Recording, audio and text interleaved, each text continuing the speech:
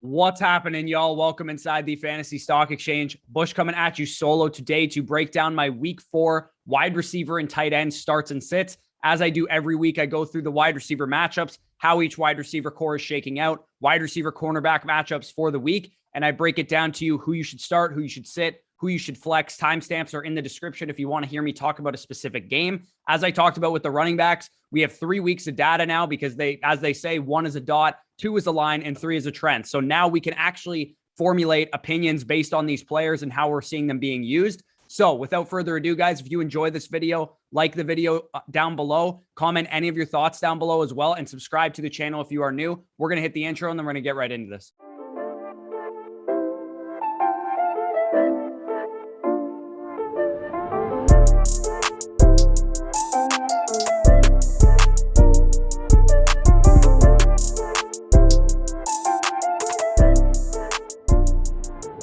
So the first game that we have on the docket here today is Thursday Night Football. As I said in the running backs video, kind of a gross game, Jaguars at Bengals, but there's a lot of wide receiver production in this game that you guys are going to be interested in for fantasy football purposes. So in this game, you're going to be starting Jamar Chase, starting Tyler Boyd, and starting Marvin Jones, and you can sit DJ Chark comfortably in this game. So when we look at the Bengals side of things, the Bengals are a funnel offense. What we've seen so far this season is that 70% of their total targets have gone to either Jamar Chase, T. Higgins, or Tyler Boyd. Now, T. Higgins has already been ruled out for this game, which means that those other guys are going to be commanding a big-time target share. In fact, we saw them both receive over a 28% target share last week with Higgins out of the lineup. So I'm firing both of these guys up with 100% confidence. Jamar Chase is inside my top 20. Tyler Boyd is inside my top 24. Both of these guys are phenomenal plays this week. And as you guys can see on the screen right now, Jamar Chase set to see the tougher matchup against Shaquille Griffin. So it could be a big Tyler Boyd game in this one. But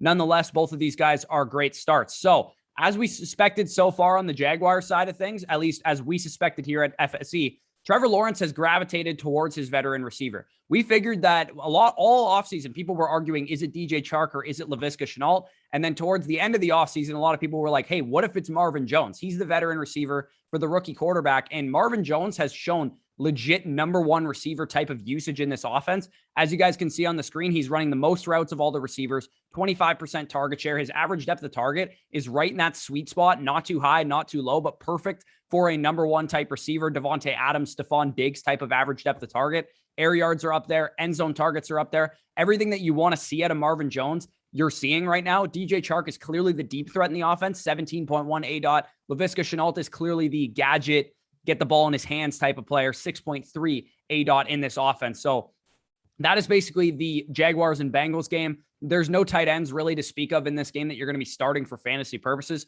So we can move on to Titans at Jets, the first of the 1 o'clock games this Sunday on NFL Red Zone, of course.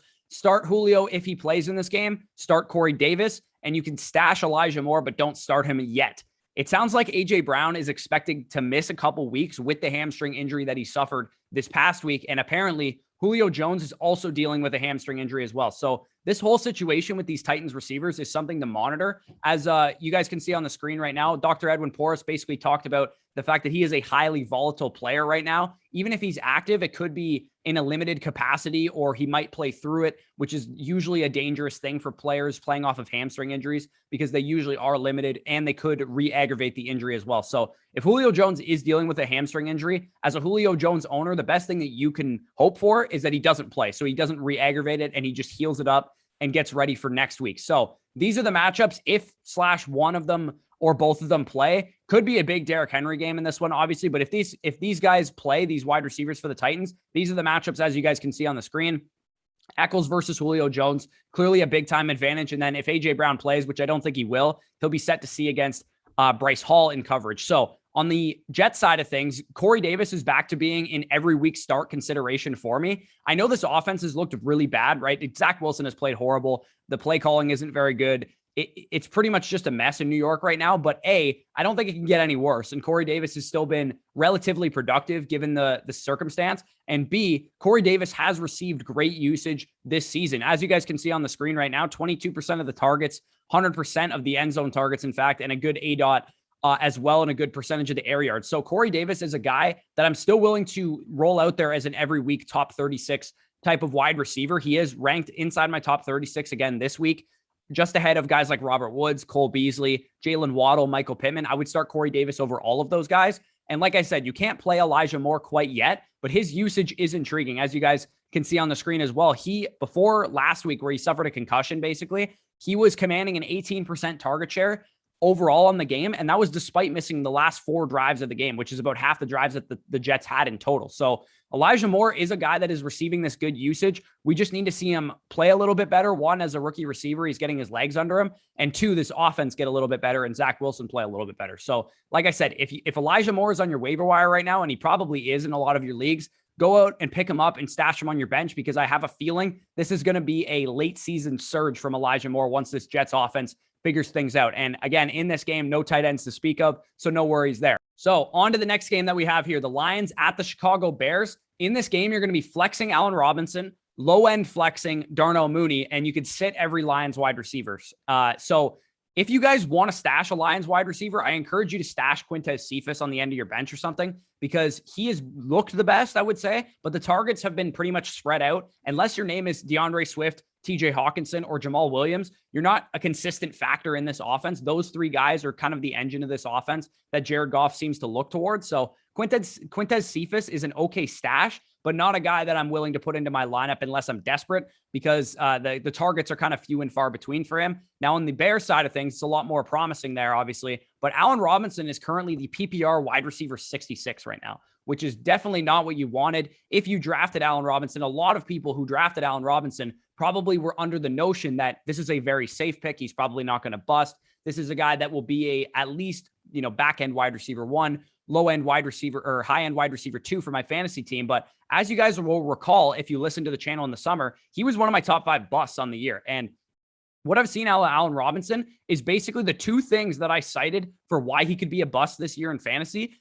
They're actually coming to fruition. And number 1 was the passing volume of the offense. Last year, they were among the top 10 teams in the NFL in terms of pass attempts. They're passing the ball over 38 times per game. This year, 28 pass attempts per game. Now with a rookie mobile quarterback running the show, I think that's going to continue to go down. And secondary was the secondary pieces in the offense, right? You can see on the screen right now that Darnell Mooney is commanding a 24% target share. Cole Kmet is involved. He's getting a 13% target share. And that was basically my concern with Allen Robinson, is that prior to those guys ascending last year towards the back half of the season, Allen Robinson was the Bears offense. He was the one-man show in the passing game, and I didn't think that was going to be the case this year. So if you have Allen Robinson, I would sell him after this week, because he is playing the Detroit Lions secondary. He's probably going to have a good game. If you can sell him after this week, after a big game, go aim for a Chase Claypool, aim for, a Brandon Ayuk plus. Maybe you can even get somebody better than that.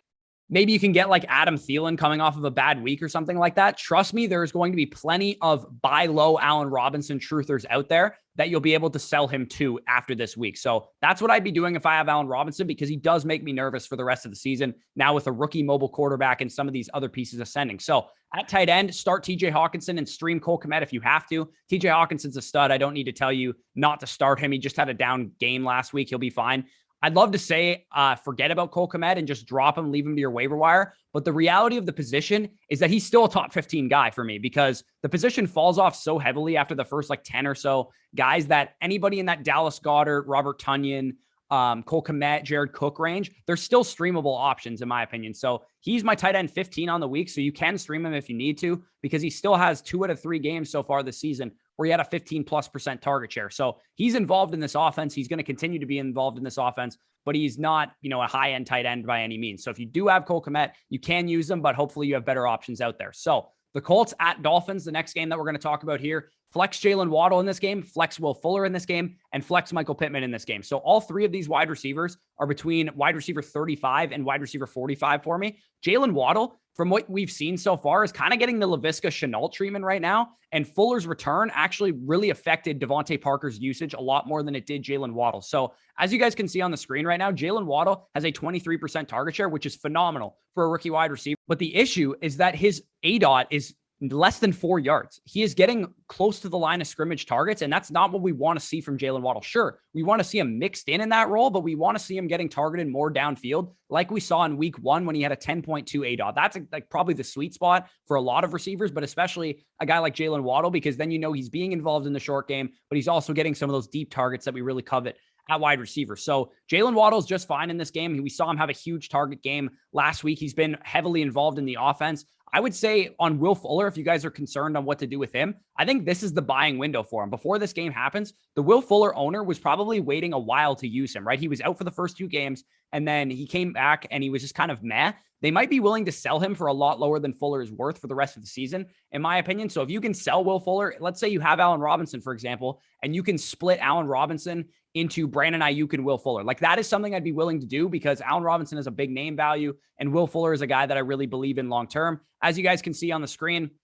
the matchups in this game are as follows. Jalen Waddle versus Kenny Moore is a bit of a tougher matchup. Kenny Moore has played well so far this year. So like I said, this could be the Will Fuller game. He's set to see a lot of Rocky Sin. Rocky Sin got absolutely worked the past couple of weeks by Cooper Kupp and by Tyler Lockett. So hopefully Will Fuller can get on track in this game if you have Will Fuller. I'll admit, though, on the Colts side of things, I may have been too low on Michael Pittman. And Michael Pittman was a guy that I said it was possible. He could have, had a great second year, but I wasn't willing to etch it in stone like some people, because I know some people were of that belief because nobody else was going to catch the ball in Indianapolis. But his ability to command targets in the past couple of weeks is all I really needed to see out of Michael Pittman Jr. because the usage is there, right? He is running 100% route participation. He's on the field pretty much every play, commanding 26% of the targets for the Colts offense. Again, in that sweet spot, 11 average depth of target, 41% air yards. This is the number 1 receiver for this offense, and that is very encouraging to see.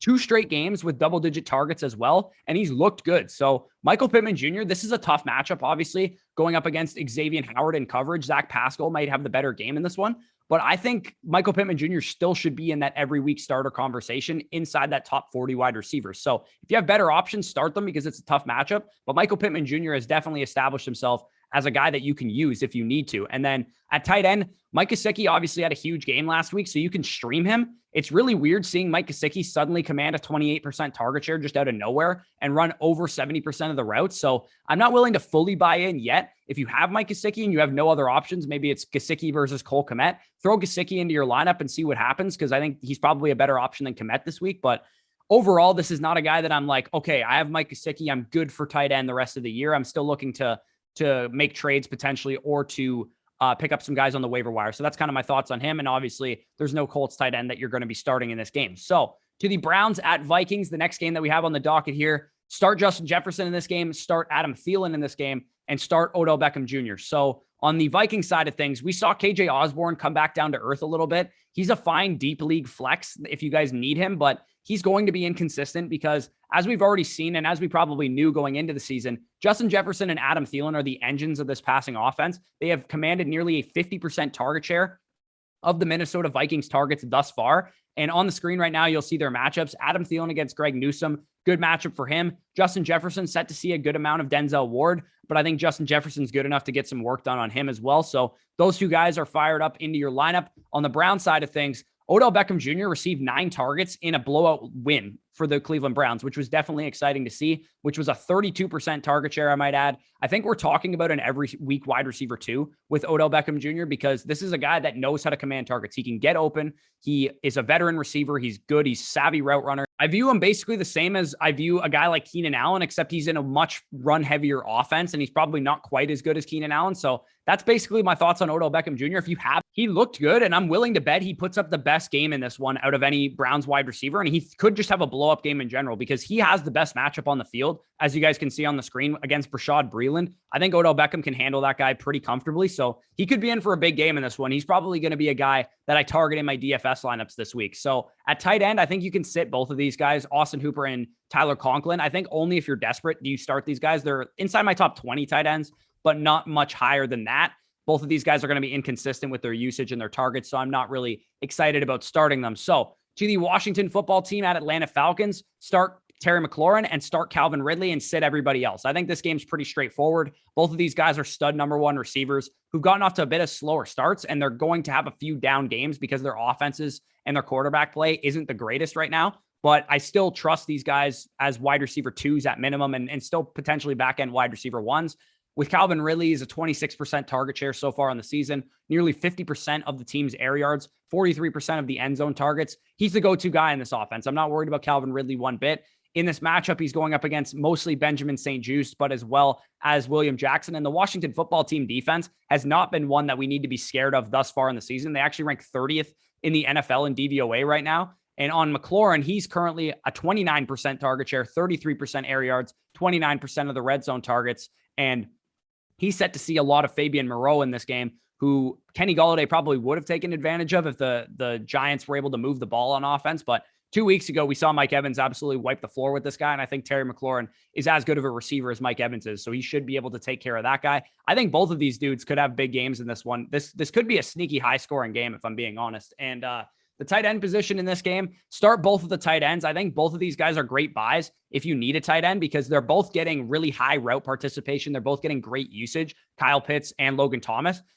But they just need some more ceiling games. They haven't really had high target games yet, and I think they're coming. I think we're going to see them in the coming weeks. So Logan Thomas and Kyle Pitts, if you guys are desperate at tight end, but you don't want to pay up for Mark Andrews, TJ Hawkinson, or one of the big three tight ends, I would target these two guys, Kyle Pitts and Logan Thomas, because I think they're solidified in their role as top 8 tight ends, but they're not necessarily the elite guys. So you're not going to have to pay the elite price, but they have the potential to produce like the elite guys once they start getting some more ceiling games. So on to the next game that we have here. It's the Texans at Bills. In this game, you're going to be starting the number 1 receivers, obviously Brandon Cooks and Stephon Diggs. But I also think you can flex Cole Beasley and you can flex Emmanuel Sanders in this game as well. So on the Texans side of things to start off, Brandon Cooks has easily been one of the biggest values in fantasy right now, because yes, he plays for the Houston Texans, and the Houston Texans are not a good team, but he has a 37% target share right now, which is absurd. Over 50% of the team's air yards and nearly 50% of their 3rd and 4th down targets. So anytime they need a play, it's Brandon Cooks that makes that play, basically. And I don't care that his primary matchup is Tre'Davious White in this game, because he simply gets too many targets to fail, in my opinion. And he also is going to be off of Tre'Davious White a good amount in this game, and that's probably when he's going to do most of his damage. So Brandon Cooks is a guy that needs to be in your lineup each and every week. He's like, as far as I'm concerned, he's a top 24 wide receiver this year. He's pretty much never leaving my lineup. And on the Buffalo Bills side of things, the Bills and Buccaneers are basically one of the only 2 teams in the NFL that are passing the ball at such a high rate in every game situation, whether they're trailing, whether in close games, whether they're leading. They are among the top 10 teams in passing the football. And that is why the Bills are having so much success at the wide receiver position. Diggs, Sanders, Beasley, all these guys are valuable for fantasy, because the Bills, on top of the fact that they're passing the ball so much, are also passing to wide receivers at a 75% rate of their total targets, which is top 4 among the NFL teams. And it's tied with the Cincinnati Bengals, who obviously have 3 target funnels of their own. So I think you can start all 3 of these guys as top 40 options. Cole Beasley set to go up against Desmond King, Stephon Diggs against Traymon Smith, and Emmanuel Sanders against Vernon Hargreaves. I would say the receiver is at an advantage in all of those matchups. Emmanuel Sanders against Vernon Hargreaves might be the best advantage on the field as well. So I know he had a big game last week, and people are probably going to maybe potentially play him more in like DFS lineups and stuff, but I might go back to the well with Emmanuel Sanders, expecting another big game out of him, because he has the best matchup on the field. So to the tight end position in this game, Dawson Knox has definitely been a popular waiver wire ad for a lot of people. I think you can stash him for sure. I think he's like a low-end streamer. Routes have definitely been there. As you guys can see on the screen, he went from a 45% route participation in the first game, and now he's up over 75%, which is definitely encouraging. That's higher numbers than guys like Mike Gesicki. That's higher numbers than some of these other tight ends that are ahead of him, like Cole Kmet and Jared Cook. So Dawson Knox is a guy that I think is a top 20 tight end that you can use if you need to. Hopefully you have better options, but I think you could do worse than Dawson Knox, to be honest. Like I said, the Bills pass the ball at a crazy high clip. So there's a good chance that Dawson Knox has 4, 5, 6 targets a game, because they just pass the ball that much. So on to the Giants and Saints. And I don't really want to spend a lot of time on this game, because this to me screams like 16-14, the scoring in this game, because the Giants and Saints are both kind of anemic offenses. So if you have to start players in this game, I would flex Kenny Golladay as like a top 40 wide receiver. Maybe you flex Sterling Shepard pending his health, but I would sit everybody on the Saints side of things. Jameis Winston has literally thrown 63 pass attempts in 3 games. For a frame of reference, Dak Prescott nearly threw 63 pass attempts week 1 against Tampa Bay. So this offense is not throwing the ball at all, basically. They're running the ball. They're using Taysom Hill. They're using Alvin Kamara. They're using Tony Jones. They're playing good defense. They're winning on special teams. Like, this is a slugfest offense that you don't want any part of for fantasy outside of Alvin Kamara, in my opinion. So it's impossible to produce as a wide receiver like Marquez Callaway can't produce right now, because even if you have a 25% target share, which is pretty much what he has right now, that only means 5 or 6 targets in an offense like this, because the Saints only pass the ball 20, 22 times a game. So if you're getting a 25% target share as Marquez Callaway, that doesn't really mean all that much, especially considering the targets are not usually downfield anyway. So on the Giants side of things, Sterling Shepard and Darius Slayton both didn't practice on Wednesday. I'm recording this Thursday afternoon right now. We'll see what their practice reports are like right now, but there's a solid chance that they don't play this weekend, and that would make Kenny Golladay a top 36 play, in my opinion. Even though he should be set to see a lot of Marshawn Lattimore in this game, I think he should be, in the range of a top 36 play if those guys miss the game. But like I said, this game is probably going to be a low-scoring slugfest that I don't really want any part of, especially from a DFS perspective. And at the tight end position, you don't start anybody from this game. All the tight ends are bad. And like I said, low-scoring game potentially there. So Chiefs at Eagles, I think this one's probably a lot more exciting for fantasy. Start Tyreek Hill and start Devontae Smith at wide receiver. This is the get-right game for Tyreek Hill, in my opinion. Avonte Maddox in the slot is the matchup that he's drawing, and a struggling Darius Slay on the outside when he does play on the outside. This guy's the big ticket this week at wide receiver, in my opinion, from a DFS perspective. Him and Devontae Adams are going to be the two guys that I pay up for if I do pay up at wide receiver. So I think Tyreek Hill could have a monster game this week. If you can still buy him low before he has this monster game, because it is coming, then I would suggest that you do that. Trevon Diggs on the other side of things locked up Devontae Smith last week. And thankfully, there's no Diggs level corner in this game on the Chiefs. So I think Devontae Smith could be in for a big game this one. Expected to go up against Mike Hughes in coverage. This could be the big game of Devontae Smith's career. So far, he hasn't really had a blow-up game yet. He played well in week 1, but I think he could have a big, big game in this one, with the Eagles potentially playing from behind yet again in this game. So at tight end, obviously you start Travis Kelce. He's the tight end 1. Stream Goddard. I think Dallas Goedert's a guy that I don't really want to rely on if he's my tight end. I would rather have, go out and acquire a Logan Thomas or a Kyle Pitts. If you can pair Dallas Goedert with like Michael Pittman Jr. or something and upgrade to one of those tight ends, I would probably do something like that, because Goddard and Ertz have basically been cannibalizing each other in the passing game. I currently have Goddard at tight end 13 this week. So he's just outside that every week starter range. He's simply not getting the usage, not getting the targets to be an every week starter, in my opinion. He's talented. When he gets the ball in his hands, he does some good things with it, but the targets are few and far between. This offense also isn't the greatest in the world. So that's kind of my thoughts on Goddard. Again, you can start him if you need to, but he's not a guy that I'm overly excited about. To the Panthers at Cowboys, the next game that we have here. Start DJ Moore in this game, start Amari Cooper in this game, start CeeDee Lamb in this game, and sit Robbie Anderson in this game. So on the Panthers side of things first, DJ Moore is that guy. DJ Moore is a number 1 receiver in this league. Look at these numbers right now. 93% of the routes, 31% target share, 28% of the time he's running a route, he's getting a target, average depth of target right in that sweet spot, 42% of the air yards. This is a bona fide number 1 wide receiver. And when you compare him to Robbie Anderson, to Terrace Marshall, Robbie Anderson and Terrace Marshall's target share is basically not even equivalent to DJ Moore's when you add them together. They're combined 24% target share. DJ Moore's is 31%. So like I said, he is that dude. He is that guy. The impressive thing about what DJ Moore was doing so far to start the season is that he did it with Christian McCaffrey on the field. Now, without Christian McCaffrey, now for a couple of weeks, DJ Moore might see a massive, massive target share going forward while Christian McCaffrey is out. Now we'll see if Robbie Anderson can do something now that Christian McCaffrey is out, because with Christian McCaffrey out for most of the year last year, Robbie Anderson was a highly targeted guy, and maybe that's kind of where the targets go to without Christian McCaffrey in the offense. So we'll have to monitor that. But either way, I still can't trust Robbie Anderson after what I've seen thus far in the season. As you guys can see on the screen, the matchups are as follows. Trevon Diggs, who's had a phenomenal season thus far, should see a lot of DJ Moore, and DJ Moore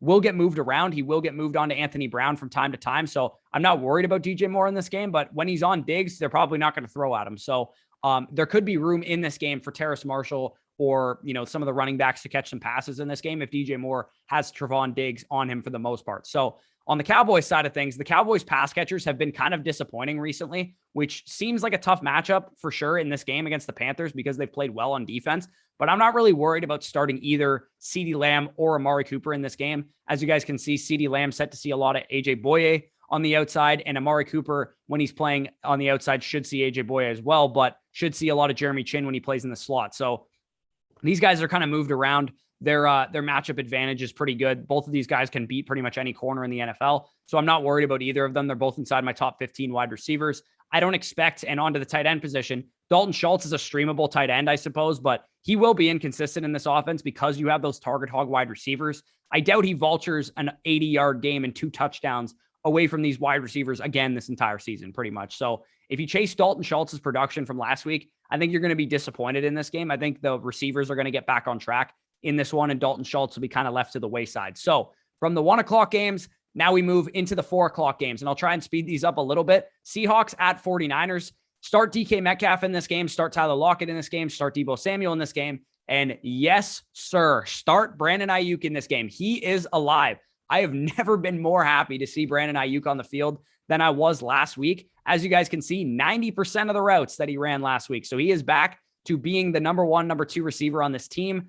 17% target share, 14% of the time he was running a route, he was getting targeted, and he got all of the end zone targets in the game. Also was involved in 3rd and 4th down. So Brandon Ayuk, you absolutely love to see that. He's clearly out of the doghouse for Kyle Shanahan right now, set to see DJ Reed in coverage. That should be a pretty favorable matchup for him. Trey Flowers set to be on Deebo Samuel. Both of these guys, I think, could have a good game in this one. And I actually don't mind, if you're playing DFS this weekend, to stack Jimmy Garoppolo with these 2 guys, because I think they definitely could be a, contrarian stack in a potentially high scoring game. And you could run it back with Tyler Lockett or DK Metcalf in this game. So on the Seahawks side of things, here are the Seahawks matchups. Everybody knows they're studs. I don't need to talk about them as players, but as you guys can see, Tyler Lockett going up against Emmanuel Mosley in the slot. Again, could be a big game for Tyler Lockett in this one, but DK Metcalf against Josh Norman, another great matchup for him. So this could be a monster game for both of these guys. And I'm really excited to see these guys play this week. Again, I think this game is going to be one that I definitely target from a DFS perspective, because I think it could be very high scoring. On to the Cardinals at Rams, another NFC West matchup. It's weird that both of these teams are playing against their division rivals, but in this game, you start DeAndre Hopkins, you start Cooper Kupp, you can flex Robert Woods, but sit all of the other Cardinals wide receivers. This pass defense is legit. This Rams pass defense, I am not messing around with this week with guys like Christian Kirk and Rondale Moore or AJ Green for that matter, because they're on the road. They're going up against a tough defense. As you guys can see on the screen, the usage is the same as we've seen thus far in the season. It's DeAndre Hopkins on the left side, AJ Green on the right side, and Christian Kirk in the slot. And then Rondale Moore gets mixed in either in 4 wide receiver sets, or they mix him in with Christian Kirk. So like I said, if you were relying on Rondale Moore, if you went out and traded for him or dropped all your fab on him, he's not an every week starter. He's going to have blow up games here and there. You could probably start him in good matchups, but his usage is too inconsistent right now for me to trust him, especially in this game against the Los Angeles Rams. So as you guys can see on the screen, and as I talked about last week, the Cardinals don't move their receivers around. So the matchups that you see on the screen, they will be against those guys all game, pretty much. DeAndre Hopkins against Darius Williams,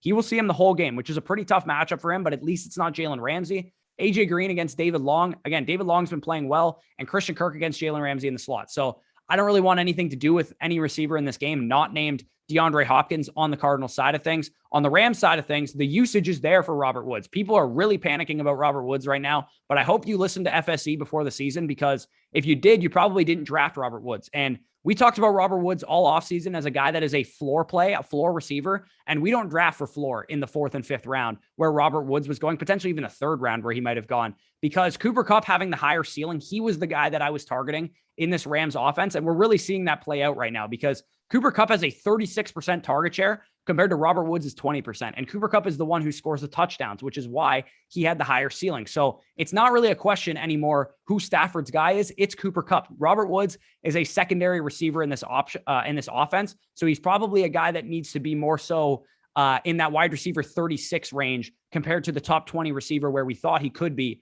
coming into the season. And as you guys can see on the screen, Byron Murphy against Cooper Kupp. Byron Murphy's played well, but Cooper Kupp should be able to handle that matchup pretty fine. Robert Woods against Robert Alford for the most part in this game. Again, Woods is a guy that I'm okay starting, but not a guy that I'm overly excited. And I would start some guys over him like Jacoby Myers, potentially like Brandon Ayuk. Onto the tight end position, you could start Tyler Higbee in this game. He is still inside my top 12, attached to a high-scoring offense and a great quarterback. So you can trust him. I would start him over Dallas Goedert. I would start him over Robert Tonyan. So that's kind of where my thoughts are at on Tyler Higbee. He's still involved in this offense, and this offense is quite good. So speaking of quite good offenses, let's move on to the Packers and Steelers game. Start Devontae Adams in this game, start Chase Claypool in this game, and then flex either Juju or Deontay, depending on who's playing. Adams is an auto start. I don't have to tell you that. Obviously, you guys know to start Devontae Adams, but his matchup, in case you were curious, is Joe Hayden on one side, James Pierre on the other side, and he kind of just gets moved around. So giddy up on Devontae Adams. I think he can take advantage of pretty much any corner on the Steelers roster, so he should be in for a big one this one.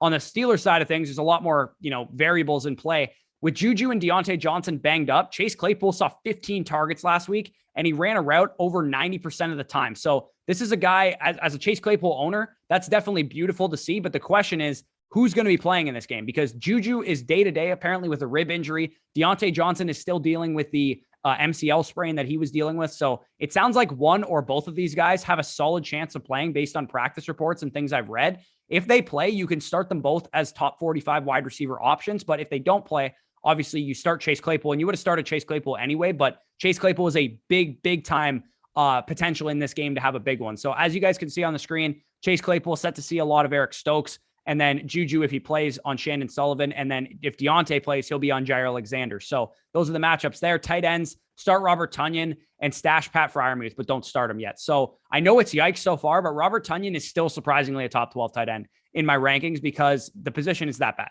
It's nothing to do with Robert Tonyan being great or anything like that, but this is a guy that has a good chance for a touchdown every week because of who he plays with. He's involved in the red zone. He gets some valuable targets, but he's just not a heavily targeted guy, not overly involved in the offense. So he's going to be inconsistent. So if you have Robert Tonyan, you want to upgrade, I suggest you do that. Try and go get a Logan Thomas, a Kyle Pitts, a Noah Fant or something like that, because those guys should be a lot more consistent than a guy like Robert Tonyan. So Ravens at Broncos, the next game that we're going to talk about here. Start Cortland Sutton in this game, flex Hollywood Brown, and low-end flex Tim Patrick in this game. Cortland Sutton had a down game last week, but the Jets are surprisingly good against wide receivers. So that didn't shock me totally. And the Ravens in this game are not good against wide receivers. So with KJ Hamler done for the year and Jerry Jeudy still out, Cortland Sutton should be in for a monster game in this one. Tim Patrick, also a legitimate flex option if you guys need to start him, because like I said, Hamler's out for the year. Jeudy is still out with his high ankle sprain. So Tim Patrick is a guy that you can use. As you can see on the screen, Cortland Sutton set to go up against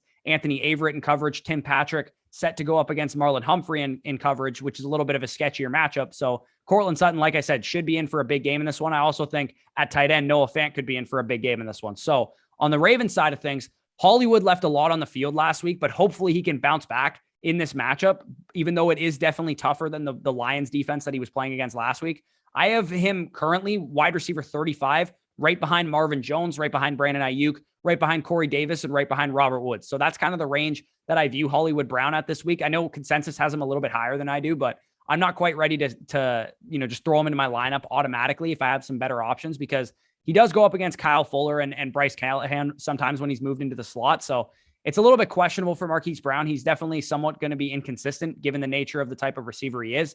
So he's a guy that you can definitely flex as a top 36 guy, but he's not like an auto start for me necessarily. So to the tight end position, as I mentioned, Noah Fant could have a big game in this one with no Jeudy and no Hamler, but start them both. Obviously, you start Mark Andrews as well. The Ravens are actually giving up the most points to the tight ends, which is why I think that Noah Fant could have a good game in this one. So moving off of the 4 p.m. games, now we're into Sunday Night Football. And again, as I talked about yesterday, I'm very excited for this game, as is the entire football world. Tom Brady and Rob Gronkowski, which is an underreported thing, that Gronk is also playing a revenge game against the Patriots, their old team.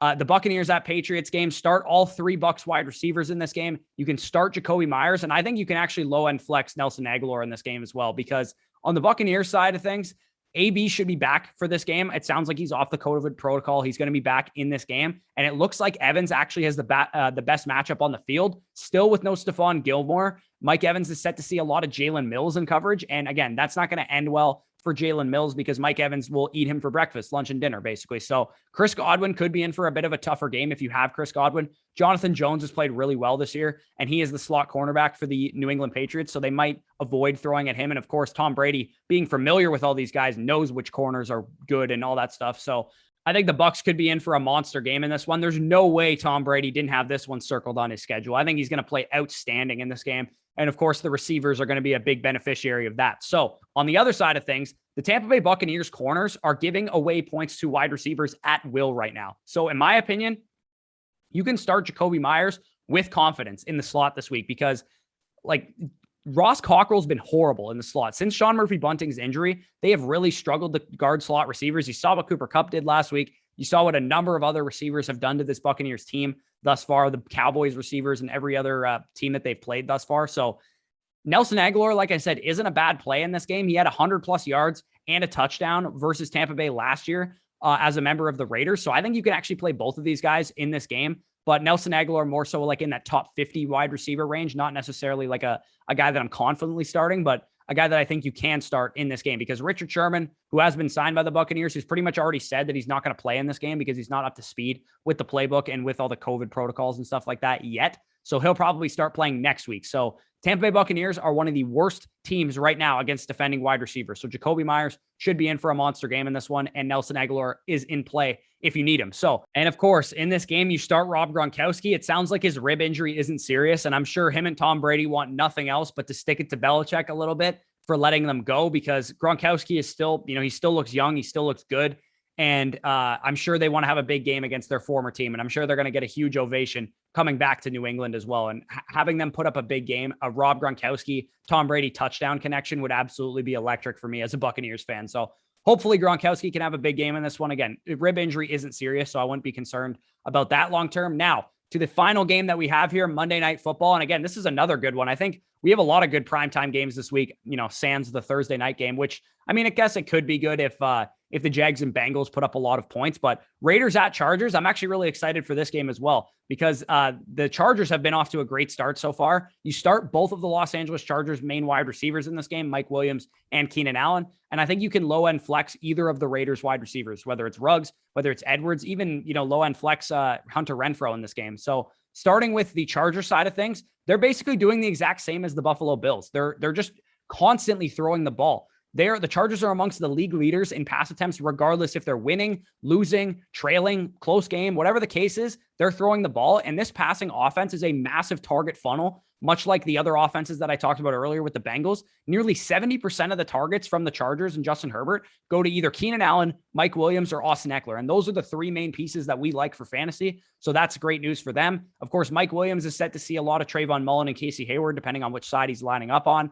Keenan Allen in the slot should see a lot of Nate Hobbs. So I think Keenan Allen's probably the one that has the big game in this one. Maybe Mike Williams disappoints a little bit, but I've bet against Mike Williams 3 straight weeks now, and he's kind of made me look stupid every single time. So I'm going to just probably shut up about Mike Williams. So these Raiders wide receivers, though, on the other side of things, they're making plays, but none of them are wide receiver 2s, necessarily even wide receiver 3s, but weekly wide receiver 4s that you can throw into your lineup and hope for a big play or a lot of targets. Yeah, because they're making plays. They're looking better. This offense looks pretty good in general. Hunter Renfrow is set to see Tyson Campbell in the slot. Henry Ruggs also set to see a decent amount of time in the slot against Tyson Campbell as well. Michael Davis on the outside against Bryan Edwards.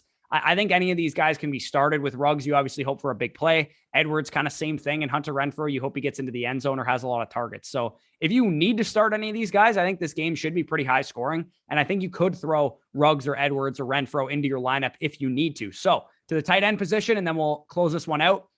You obviously are starting Darren Waller each and every week. He is a stud. He's the number 2 tight end in fantasy. And you can stream Jared Cook in this game. Like I said, could be a high scoring game. Although Jared Cook is in play for me every week, I think especially this week in what could be a high scoring game, like I mentioned, he's definitely a guy that I'm okay starting as a top 12 tight end.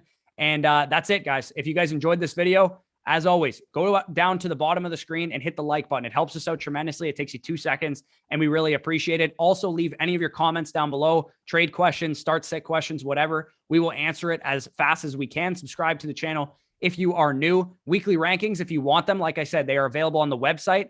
You can go to the website, thefantasystockexchange.com, and get them for $20. You could also, if you don't want to do that, you can go sign up on underdogfantasy.com using promo code FSE. You can get $10 on top of whatever you deposit, and you'll get our weekly rankings for free for the rest of the season, which is really cool. You'll also have access to our dynasty rankings, which is also available on our website right now as well. So if you want our weekly rankings, you can get them either by buying them outright. You can get them using Underdog Fantasy promo code FSE, and they also have a best ball resurrection contest, which is really cool if you want to draft some best ball teams for the rest of the season. Or you can go to patreon.com/fantasy stock exchange. Link is in the description for that. Become a Patreon, and you will also get access to our weekly rankings that way. So 3 ways you can get the rankings. Peace out, guys, and I'll talk to you soon.